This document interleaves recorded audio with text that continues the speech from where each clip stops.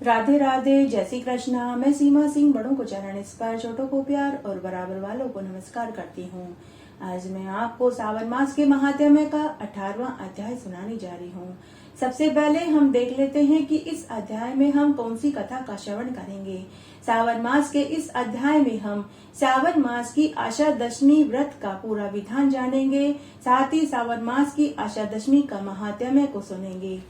इसके अतिरिक्त भगवान महादेव के द्वादश ज्योतिर्लिंग के महात्म्य को सुनेंगे और अंत में देवों के देव महादेव जी की आरती को सुनेंगे। आइए सबसे पहले हम सावन मास का 18वां अध्याय सुनते हैं। सनत कुमार ने भगवान महादेव से कहा कि हे दया सिंधु, कृपया अब आप मुझे सावन मास की दशमी तिथि का महात्म्य सुनाइए। महादेव जी ने कहा कि सावन मास के शुक्ल पक्ष की दशमी तिथि से यह व्रत प्रारंभ करना चाहिए तथा 12 मास तक निरंतर व्रत करके श्रावण शुक्ल दशमी को ही इसका उद्यापन करना चाहिए। यह व्रत राजपुत्र राज्य प्राप्ति के लिए, वैश्य धन प्राप्ति के लिए, किसान अपनी उपज में वृद्धि के लिए, गर्भिणी पुत्र प्राप्ति के लिए, मनुष्य मात्र धर्म अर्थ काम व मोक्ष के लिए, कन्या श्रेष्ठ वर पाने के लिए, रोगी कंचन देशी काया पाने के लिए, ब्राह्मण यज्ञ की सफलता के लिए और स्त्री परदेश गए हुए अपने पति को पुनः प्राप्त करने के लिए करती है। इन सभी प्रयोजनों व अन्य कार्यों की सिद्धि के लिए भी यह व्रत करना चाहिए। रात के समय 10 दिशाओं में पुष्प पल्लव चंदन या जौ के आटे से घर के आंगन में देवताओं के चित्र बनाकर शस्त्र वाहन तथा स्त्री सहित चिन्हों से अंकित करना चाहिए। घी से निर्मित नैवेद्य अर्पित करते हुए कहें कि मेरी आशा आकांक्षाएं पूर्ण हो, मनोरथ सफल हो, आपकी दया से सदैव मेरा कल्याण हो। इस प्रकार विधि विधान पूर्वक पूजन करके ब्राह्मणों को दक्षिणा देनी चाहिए। इस प्रकार निरंतर प्रत्येक मास की दशमी को यह व्रत करना चाहिए और 1 वर्ष तक व्रत करने के बाद इस व्रत का उद्यापन करना चाहिए। सोने चांदी अथवा आटे की मूर्ति 10 दिशाओं में चित्रित करनी चाहिए। बंधु बांधवों सहित स्नान करके सुंदर वस्त्र व आभूषणों से सुसज्जित होकर श्रद्धा भक्ति पूर्वक घर के चौक में क्रम से मंत्रों द्वारा 10 दिशाओं का आह्वान व पूजन करना चाहिए। मंत्र इस प्रकार पढ़ना चाहिए कि हे इंद्री, सुर असुर द्वारा पूजित इस जगत का स्वामी इंद्र तुम्हारे समीप निवास करता है, आपको प्रणाम है। हे आशे, अग्नि के निवास से आपको आग्नेयी कहा जाता है। आप तेज स्वरूप हो, अतः हे आग्नेयी तुम मेरी सुख प्रदाता हो। हे यामे, धर्मराज तुम्हारा आश्रय लेकर सभी लोगों को दंड देते हैं, अतः आपको संयमनी कहकर भी पुकारा जाता है। वे आप मेरे लिए सत्कर्मों में सहायता करने वाली हो। हे आशे, हाथों में शस्त्र लेकर अत्यंत विकराल मृत्यु देवता नैऋत्य कोण में निवास करते हैं, अतः आप नैऋत्य रूप हो। आप मेरी सभी मनोकामनाओं को पूरी करो। हे वारुणी, आप विश्व के आदि कारण प्राण रूप वायु देवता से अधिष्ठित हैं, अतः हे वायव्य मेरे घर में सदैव शांति प्रदान करो। हे कौवेरी, आपकी दिशा में कुबेर का वास है, अतः आपको उत्तराधिक कहा जाता है। आप प्रसन्नता पूर्वक मेरी कामना को सिद्धि करो। हे ईशानी, आप जगदीश्वर शिव से सुशोभित है, अतः हे शुभे मेरे सकल मनोरथ सफल करो। आपको बारंबार प्रणाम है। सभी लोकों पर स्थित रहने वाली सदैव कल्याणकारी सनक नंदन व सनत कुमार आदि मुनियों के साथ सदा स्थित रहने वाली आप सदैव मेरी रक्षा करें। समस्त नक्षत्र ग्रह तारा मंडल नक्षत्र मालाएं व भूत प्रेत का मैंने श्रद्धा भक्ति युक्त चित्त से देवताओं का पूजन किया है। ये देवता सदैव मेरी यथेष्ट सिद्धि प्रदान करे। आप लोगों में सर्प व नेवलों में सेवित हो, अतः आप मुझ पर नागांगनाओं सहित प्रसन्न हो जाइए। इन मंत्रों का पाठ करके धूप आदि से पूजन करके वस्त्र आभूषण फल आदि अर्पित करने चाहिए। उसके बाद गीत संगीत आदि मंगल कार्यों से रात्रि जागरण करें। उस रात्रि को रोली अक्षत पान दान मान आदि से प्रसन्नता पूर्वक व्यतीत करें। प्रातःकाल पूजन करके मूर्ति ब्राह्मण को देनी चाहिए। इस प्रकार से पूजन करके अपराधों के लिए क्षमा याचना करनी चाहिए। उसके बाद इष्ट मित्रों व बंधु बांधवों सहित स्वयं भी भोजन करें। इस प्रकार से आदर पूर्वक दशमी का व्रत और पूजन करने वाला अपनी सभी मनोकामनाओं को पूर्ण करवाता है। हे मुनि, इस व्रत को करने से यश धन व दीर्घायु सभी फलीभूत होते हैं। इस व्रत को जो विधि विधान से मेरे बताए हुए तरीके से करता है। इसके बराबर तैल्यकों में अन्य कोई व्रत नहीं है। सर्व मनोरथ सिद्धि की इच्छा से जो मनुष्य आशा दशमी के इस व्रत को करता है और दशमी के दिन 10 दिशाओं का पूजन करता है, उनके हृदय में वास करने वाले दिग् देवता उनकी सभी मनोकामनाओं को पूरी कर देते हैं। हे ब्रह्मपुत्र, इस विषय में अधिक कुछ कहने की आवश्यकता नहीं है। इसमें कोई संदेह भी नहीं है कि यह व्रत करने से मोक्ष आदि फल की प्राप्ति होती है और इसके समान अन्य कोई दूसरा व्रत भी नहीं है। जो मनुष्य सावन मास में आषाढ़ दशमी के इस व्रत को करता है, वह जीवन के समस्त सुखों को भोग कर मरने के बाद मोक्ष को पाता है। आइए अब हम सावन मास में भगवान महादेव के 12 ज्योतिर्लिंग के महात्म्य को सुनते हैं। नंदीश्वर बोले कि हे सनत कुमार, अब सर्वव्यापक शंकर भगवान के ज्योतिर्लिंग स्वरूप उनके 12 संख्या वाले अवतार की कथा को सुनो। सौराष्ट्र में सोमनाथ, श्रीशैल में मल्लिका अर्जुन, उज्जैन में महाकालेश्वर, ओंकार में अमरेश्वर, हिमालय पर्वत पर केदारेश्वर, डाकिनी में भीमशंकर, काशी में विश्वनाथ, गौतमी तट पर अम्बक, चिता भूमि में वेदनाथ, दारुक वन में नागेश, सेतु बंद में रामेश्वर और शिवालय में घुष्मेश्वर, ये 12 अवतार हैं। जो मनुष्य इनके दर्शन स्पर्श करता है उसे ये परम आनंददायक हैं। उनमें प्रथम सोमनाथ चंद्रमा के दुख का नाश करने वाला है, जिनका पूजन करने से क्षय कुष्ठ रोग दूर होता है। शिव जी के इन आत्म स्वरूप सोमनाथ महालिंग का जो दर्शन करता है वह सब पापों से छूट जाता है और मुक्ति और भुक्ति को प्राप्त होता है। इसी प्रकार मल्लिका अर्जुन का जो मनुष्य दर्शन करता है उसे सब मनवांछित फल की प्राप्ति होती है। शिव जी का यह दूसरा लिंग भी दर्शन करने से बड़ा सुखदायक और निश्चय ही मुक्तिदायक है। तीसरा, उज्जैन में महाकालेश्वर नामक लिंग का दर्शन करने से सभी कामनाओं की पूर्ति हो जाती है तथा अंत में उत्तम गति को प्राप्त होता है। चौथा, ओंकार लिंग भक्तों को इच्छित फल को देने वाला है। पांचवा, केदारेश्वर नामक ज्योतिर्लिंग स्वरूप जो केदार में स्थित है, वह नर नारायण नामक भगवान का अवतार है। जो मनुष्य इनका दर्शन पूजन करता है उन्हें अभिष्ट फल की प्राप्ति होती है। शिव जी का 6वां अवतार भीम नामक असुर को मारने से भीमशंकर ज्योतिर्लिंग हुआ, जिसमें उस दैत्य को मारकर शिव जी ने काम रूप देश के राजा की रक्षा करी थी। यही भक्तों के सब मनोरथ को पूर्ण करने वाला और इस खंड के स्वामी है। हे मुनि, इस प्रकार विश्वेश्वर नामक वाला 7वां अवतार काशी में हुआ, जो समस्त ब्रह्मांड का स्वरूप तथा मुक्ति और भुक्तिदायक है। इनकी पूजा विष्णु आदि सभी देवताओं ने करी तथा ये कैलाशपति तथा भैरव रूप से यहाँ स्थित है। ये काशी में ज्योतिर्लिंग में स्थित अपनी पुरी के स्वामी मुक्तिदायक और सौम सिद्धि स्वरूप है। जो इन काशी विश्वनाथ को पूजते हैं, उनके नामों को जपते हैं, वे कर्म बंधन से छूट मोक्ष के भागी होते हैं। इसी प्रकार शिव जी का त्र्यंबक नामक ज्योतिर्लिंग 8वां अवतार गौतमी के किनारे गौतम ऋषि की प्रार्थना और कामना से हुआ। इस ज्योतिर्लिंग के दर्शन और स्पर्श करने से सब मनोकामनाएं पूर्ण हो जाती है।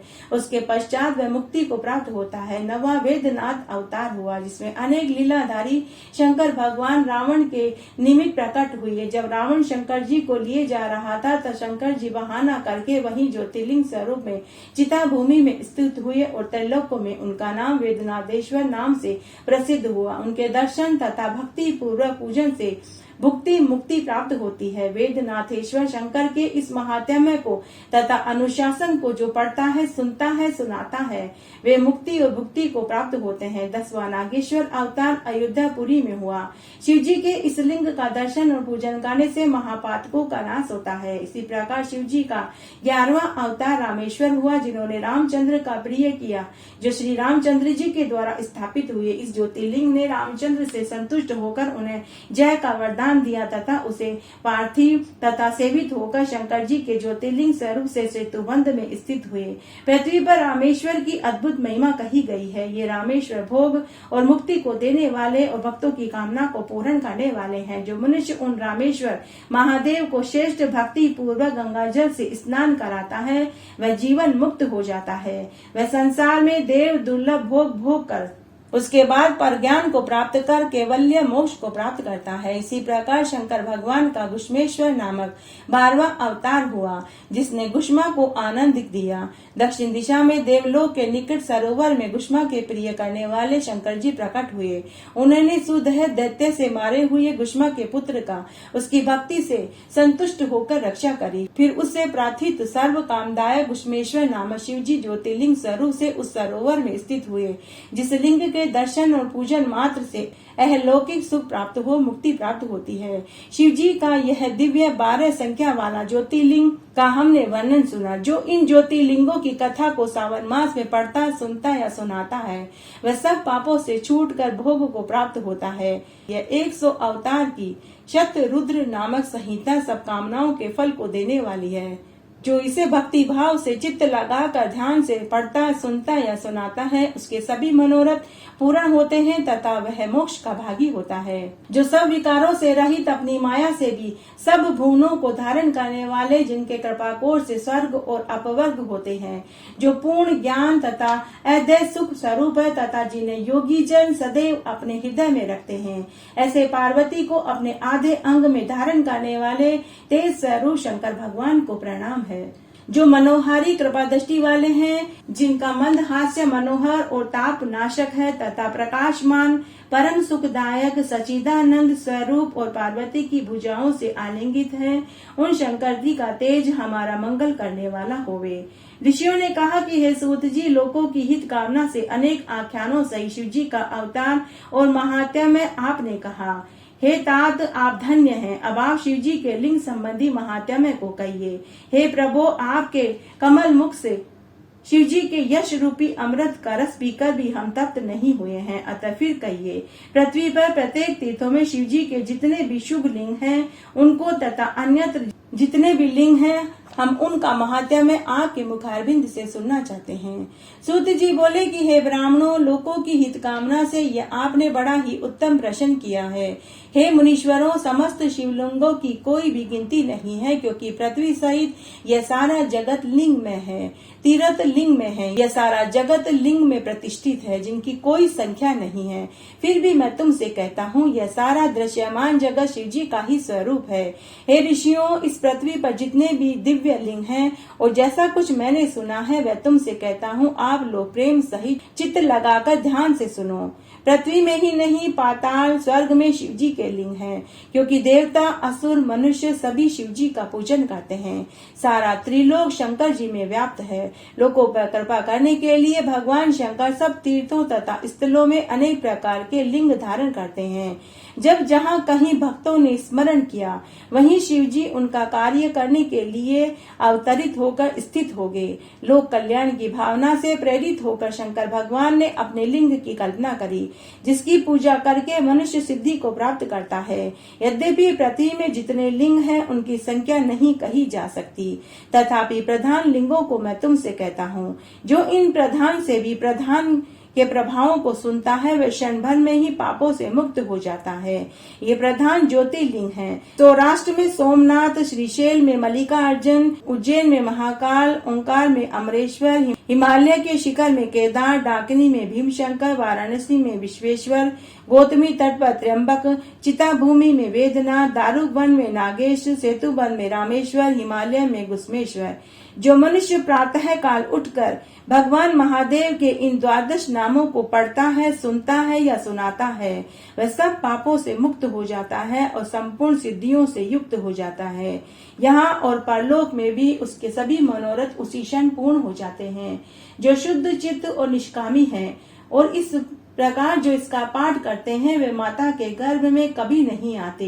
इन ज्योतिर्लिंगों की पूजा से सभी वर्णों के दुखों का नाश हो जाता है, परलोक में उन्हें मुक्ति मिलती है। इन लिंगों पर चढ़ाई हुई नैवेद्य सर्वदा ही ग्रहण करने योग्य है और इसे यत्न पूर्वक भक्षण करना चाहिए। ऐसा करने वाले के सभी पाप क्षण भर में भस्म हो जाते हैं। इन ज्योतिर्लिंगों के फल को अच्छी तरह ब्रह्मा भी नहीं कह सकते, फिर मनुष्य की तो बिसात ही क्या, जो निरंतर 6 महीने तक इनमें से किसी भी एक लिंग की पूजा करता है उसे माता के गर्भ का दुख नहीं भोगना पड़ता। यदि कोई न्यून कुल में उत्पन्न हुआ है तो इसके दर्शन करता है तो वह भी पवित्र हो जाता है, धनाढ्य होकर वेद शास्त्र का पारंगत हो जाता है। म्लेच्छ अंतज्ञ इन लिंगों के दर्शन करके ब्राह्मण हो मुक्त हो जाते हैं। इन लिंगों का दर्शन अवश्य करना चाहिए। यह तो ज्योतिर्लिंगों का कुछ फल कहा है।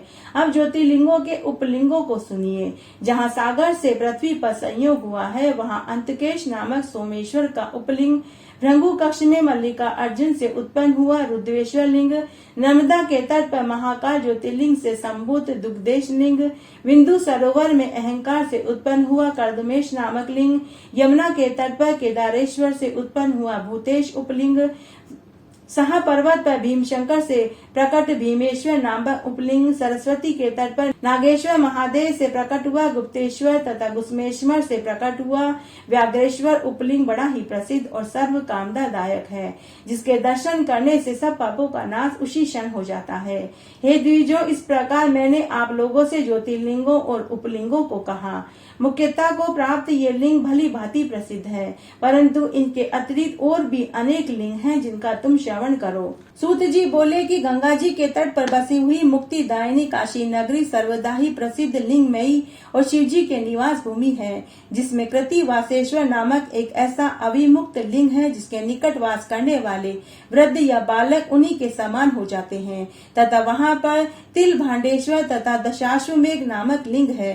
फिर कौशिकी नदी के तट पर भूतेश्वर नामक लिंग, गंडकी के किनारे बटुकेश्वर, फल्गु के किनारे पुरेश्वर, उसके उत्तर में सिद्धनाथेश्वर तथा धूतेश्वर तथा दधीची के रण स्थल में शंगेश्वर, वेदनाथ और जायेश्वर नामक लिंग है। इसी प्रकार गोपेश्वर, रंगेश्वर, मामेश्वर, नागेश, कामेश, विमलेश्वर, सुरेश, भांडेश्वर, हंकारेश्वर, सुरोचन, भूतेश्वर, संगेश नामक ज्योतिर्लिंग है।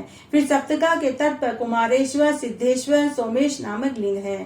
फिर रामेश्वर, कुंभेश्वर, नंदीश्वर और पुच्चेश्वर नामक लिंग है, तथा प्रयाग में ब्रह्मा जी द्वारा स्थित ब्रह्मेश्वर नामक लिंग है। अयोध्या में नागेश नामक शिव जी स्थित हैं, जो सूर्य वंशियों के सुखदायक हैं। इसी पुरुषोत्तम पुरी में सर्व आनंददायक भुवनेश तथा लोकेश नामक महालिंग, कामेश्वर नामक शुभ लिंग, नागेश्वर तथा शुक्रेश्वर भी लोकों की हित कामना से स्थापित किए गए हैं। फिर बटेश्वर और सिंधु के तट पर कपालेश्वर, वक्तेश सर्व पाप नाशक है। भूत पापेश्वर, भौमेश्वर तथा सूर्येश्वर नामक शिवलिंग है। इसी प्रकार कर्दमेश्वर तथा कोटिश नामक वाले अर्बुदाचल पर्वत पर विख्यात है और वहीं पर लोगों को सुखदाता अचलेश्वर जी की विख्यात है। और नागेश्वर जो नित्य कौशिकी नदी के तट पर स्थित है। शुभ कल्याण भजन अंतेश्वर जी भी वहीं स्थित है। फिर योगेश्वर, वेदनादेश्वर, कोटीश्वर, सप्तेश्वर, भद्रेश्वर, चंडीश्वर और संगमेश्वर ये सभी शिवलिंग पूर्व दिशा में विराजमान हैं। आइए इस अध्याय में शंकर भगवान की सावन मास की एक पौराणिक कहानी सुनते हैं। बहुत छोटा सा गांव था।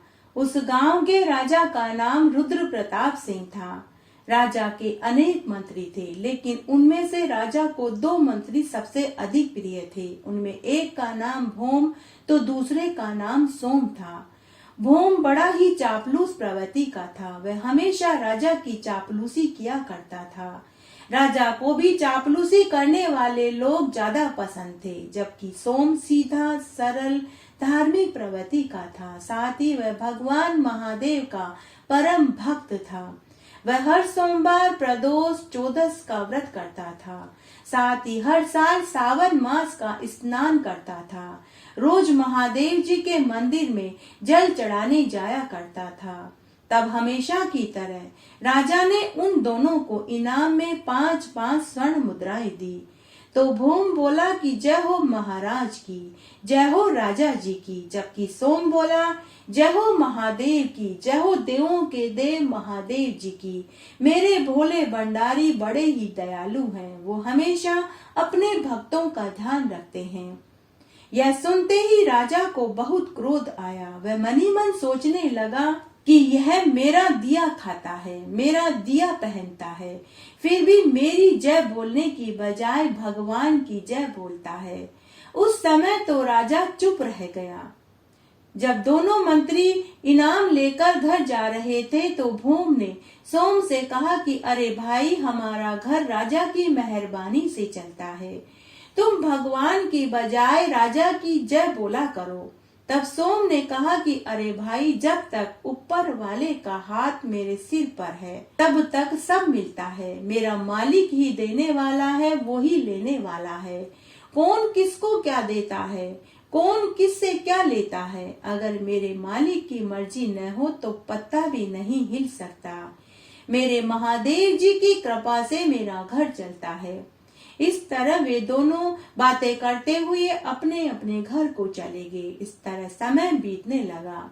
सावन का महीना चल रहा था। तब एक बार की बात है, राजा की बेटी का स्वयंवर था। बड़े बड़े राजा महाराजा महल में आए हुए थे। महल में तरह तरह के पकवान बन रहे थे। महल में बहुत भारी उत्सव चल रहा था। शाम तक राजकुमारी ने अपने पसंद के राजकुमार को स्वयंवर में चुन लिया। राजा ने धूमधाम से अपनी पुत्री का विवाह संपन्न करवा दिया। पूरी प्रजा ने महल में भोजन की प्रसादी पाई। राजकुमारी को राजा ने खूब दान दहेज दिया। हाथी, घोड़े, ऊंट, गहने, कपड़े उपहार में देकर विदा कर दिया। उसके बाद राजा ने पूरी प्रजा को भी उपहार दिए। राज्य के सभी पंडितों महात्माओं को महंगे महंगे उपहार दिए गए। सभी विदा होकर चले गए। फिर राजा ने अपने मंत्रिमंडल को, दरबारियों को भी बुलाया और उन्हें भी उपहार दिए। सभी मंत्री दरबारी उपहार लेकर राजा जी की जय बोल रहे थे। लेकिन उस दिन भी सोम ने उपहार लेकर महादेव जी की ही जय बोली। उस दिन राजा को बहुत क्रोध आया। राजा ने गुस्से में भरकर सोम से कहा कि अरे मूर्ख, उपहार में रुपए, पैसे, स्वर्ण मुद्राएं तू मेरे से लेता है और जय महादेव जी की बोलता है। तब बड़े ही सरल शब्दों में बोला कि हे महाराज, मेरे महादेव बड़े ही दयालु हैं, कृपालु हैं, दीन दयाल हैं। वे आपके इस कटु वचन पर आपको माफ कर देंगे। उस दिन राजा ने निश्चय कर लिया कि मैं इस सोम को सबक सिखाकर रहूंगा। तब एक दिन राजा ने सोम और भौम दोनों को दरबार में बुलाया। तब राजा ने भौम से कहा कि तुम उस रास्ते से घर पहले जाना जिस रास्ते से केवल मैं ही जाता हूँ और कोई नहीं जाता। तब राजा ने सोम को दरबार में ही रोक लिया और भौम को पहले भेज दिया। तो भौम बोला कि जय हो महाराज की, जय हो राजा जी की। जब भौम राजा के बताए हुए रास्ते से जा रहा था तो उस रास्ते में फूल बिखरे हुए थे, इत्र की खुशबू आ रही थी। लाल रंग की मुलायम मखमल वाली कालीन पूरे रास्ते में बिछी हुई थी। तब भौम मन ही मन सोचने लगा कि मैं कितना भाग्यशाली हूँ। मैं उस रास्ते से घर जा रहा हूँ जिस रास्ते से केवल राजा लोग ही जाते हैं। अहो, मैं कितना भाग्यशाली इंसान हूँ। अगर मैं आंखें बंद करके भी इस रास्ते से घर जाऊं तो आसानी से चल सकता हूँ। और उसने पूरे रास्ते आंखें बंद कर ली। वह आंखें बंद करके उस रास्ते से अपने घर की ओर चल पड़ा। उस रास्ते में राजा ने चांदी की अशर्फियों से भरी थैली रखी थी जिसे भौम देख न सका क्योंकि वह आंखें बंद करके जा रहा था। उसके बाद दोपहर के बाद राजा ने सोम को भी उसी रास्ते से घर जाने को कहा। सोम पुनः बोला कि जय हो देवों के देव महादेव जी की, जय हो भगवान भोलेनाथ की। तब सोम ने भगवान भोलेनाथ को आकाश की ओर देखकर प्रणाम करने लगा। राजा को उसकी इसी बात से चिढ़ मचती थी। तब राजा मनी मन सोचने लगा और हंसने लगा कि आज तुझे पता चल जाएगा कि तुझे मेरी जय न बोलने का कितना भारी नुकसान उठाना पड़ेगा। फिर सोम उस रास्ते से घर जाने लगा। उस रास्ते में उसे चांदी की अशर्फियों की थैली मिली। उसने थैली खोल कर देखा तो उसमें चांदी की अशर्फियां भरी थी। तभी सोम ने आंखें बंद करके हाथ जोड़कर महादेव जी की जय बोली और चांदी की अशर्फियों की थैली लेकर घर आ गया। दूसरे दिन राजा ने सोम और भौम दोनों को दरबार में बुलाया। राजा ने सबसे पहले भौम से पूछा कि भौम बताओ, तुम्हें कल रास्ते में क्या मिला। भोम बोला कि महाराज, पूरे रास्ते में फूल बिखरे हुए थे, इत्र की खुशबू आ रही थी, कालीन बिछी हुई थी, तो मैं तो पूरे रास्ते आंखें बंद करके घर गया था। मुझे तो रास्ते में कुछ नहीं मिला।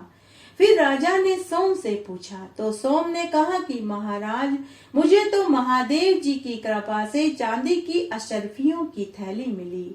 राजा को यह सुनते ही महान क्रोध आया। वह मन ही मन सोचने लगा कि मैंने चांदी की अशर्फियों की थैली तो भोम के लिए रखी थी, सोम को सबक सिखाने के लिए, लेकिन यह चाल तो उल्टी पड़ गई। कोई दूसरा ही उपाय सोचना पड़ेगा। कुछ दिनों के बाद राजा ने फिर से दोनों मंत्रियों को दरबार में बुलाया। तब राजा ने एक लकड़ी और एक बैंत भोम को दी और कंबल सोम को दिया। उस दिन भोम को राजा का उपहार पसंद नहीं आया, लेकिन फिर भी चापलूसी भरे शब्दों में बोला, जय हो महाराज की, जय हो राजा जी की सदा ही जय हो। उसके बाद सोम बोला कि जय हो महादेव जी की, जय हो भोले भंडारी की।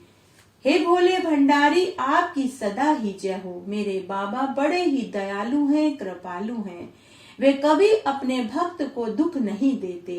इस तरह पहले भोम अपने घर की ओर चल पड़ा। थोड़ी देर के बाद सोम भी घर की ओर चल पड़ा। भोम ने राजा की दी हुई लकड़ी और बैंत रास्ते में फेंक दी और घर चला गया। पीछे पीछे सोम आ रहा था। उसे रास्ते में लकड़ी और बैंत मिली तो उसने उसे उठा लिया और घर ले आया और घर लाकर उसने कोने में रख दिया। तभी सोम के बच्चे घर आए और बैंत से खेलने लगे। तभी उसमें से हीरे मोती गिरने लगे और वह लकड़ी भी चंदन की निकली। अगले दिन भोम अकेला ही महल में गया, लेकिन सोम नहीं गया। तब राजा ने भोम से पूछा कि आज सोम दरबार में क्यों नहीं आया। तो भोम बोला कि महाराज, महादेव जी बड़े दयालु हैं। सोम को तो हीरे मोती का गड़ा खजाना मिला है, वह तो बहुत अमीर आदमी बन गया है। तो राजा ने कहा कि अरे मूर्ख, मैंने तुझे लकड़ी और बैंत दी थी, वो कहाँ है। तब भोम ने आंखें नीची करके हाथ जोड़कर कहा कि महाराज, मुझे आपका वह उपहार अच्छा नहीं लगा तो मैंने उसे रास्ते में ही फेंक दिया था। अब तो राजा को पूरा माजरा समझ में आ गया। उस दिन राजा ने भी हार मान ली। राजा ने आकाश की ओर दोनों हाथ जोड़ते हुए कहा कि हे महादेव जी, मुझे माफ कर दीजिए। आप बड़े ही दयालु हैं, कृपालु हैं। जिस पर आपकी कृपा हो उसे कौन ठग सकता है। मैं आपके भक्त को नीचा दिखाना चाहता था, लेकिन जिसके ऊपर आपके आशीर्वाद का हाथ हो उसका कौन बाल बांका कर पाया है। उस दिन राजा भी भगवान महादेव का परम भक्त बन गया। उस दिन राजा को भी पता चल गया कि वह तो मात्र एक जरिया है, भंडार भरने वाले तो ईश्वर हैं। अब राजा भी हर सोमवार, प्रदोष, चौदस और सावन का व्रत करने लगा। हे भोले भंडारी, जैसे आपने सोम का घर धन धान्य से भर दिया, वैसे सबका भरना, कहानी कहने वाले का, सुनने वाले का और हुक्कारा भरने वाले का। घटती हो तो पूरी हो, पूरी हो तो परवान चढ़े, भूले बिसरे नाम तेरे भंडार में भरे। सावन मास के महात्म्य और कथा कहानियों को सुनने के बाद में देवों के देव महादेव जी की आरती जरूर सुननी चाहिए, तभी सावन मास के महात्म्य और कथा कहानियों को सुनने का फल मिलता है। आइए अब हम महादेव जी की आरती सुनते हैं। ओम जय शिव ओंकारा, स्वामी हर शिव ओंकारा, ब्रह्मा विष्णु सदा शिव अर्धांगीधारा। ओम हर हर हर महादेव, एकानन चतुरानन पंचानन राजे, शिव पंचानन राजे। हंसासन गरुड़ासन ऋषिवाहन साजे। ओम हर हर हर महादेव, दो भुज चार चतुर्भुज, 10 भुज के सोवे, शिव 10 भुज अति सोवे। तीनों रूप निरखता त्रिभुवन जन मोहे। ओम हर हर हर महादेव। अश्वमाला वनमाला मुंडमाला धारी शिव मुंडमाला धारी। त्रिपुरारी रे मुरारी कर कमलाधारी। ओम हर हर हर महादेव। श्वेतांबर पीतांबर बादांबर अंगे शिव बादांबर अंगे। सनकादिक गरुडादिक भूतादिक सांगे। ओम हर हर हर महादेव। करके मध्य कमंडल चक्र त्रिशूल धरता शिव चक्र त्रिशूल धरता। सुख करता दुख हरता जग पालन करता। ओम हर हर हर महादेव। जो सत योगिनी गावत नत करत भेरू शिव नत करत भेरू। बाजत ताल मृदंगा अर बाजत डमरू। ओम हर हर हर महादेव। काशी में विश्वनाथ विराजे नंदो ब्रह्मचारी शिव नंदो ब्रह्मचारी। नितोट दर्शन पाऊं नितोट भोग लगाऊं महिमा अति भारी। ओम हर हर हर महादेव। लक्ष्मी वर सावित्री पार्वती संगे शिव पार्वती संगे। अर्धांगी गायत्री सिर सोहे गांगे। ओम हर हर हर महादेव। ब्रह्मा विष्णु सदा शिव जानत अविवेका शिव जानत अविवेका। प्रणवाघर में शोभित ये तीनों एका। ओम हर हर हर महादेव। त्रिगुण स्वामी जी की आरती जो कोई जन गावे शिव जो कोई जन गावे। कहत शिवानंद स्वामी मन वांछित फल पावे। ओम हर हर हर महादेव। जहो महादेव जी की जय। जहो गोरा पार्वती की जय। जहो कार्तिकेय भगवान की जय। जहो गणेश जी भगवान की जय। इस तरह आज हमने सावन मास का 18वां अध्याय सुना। आशा करती हूँ यह आपको जरूर पसंद आएगा। मेरे साथ बने रहने के लिए आपका धन्यवाद। आगे आने वाली कथा कहानियों के लिए भी आप इसी तरह मेरे साथ बने रहें। धन्यवाद।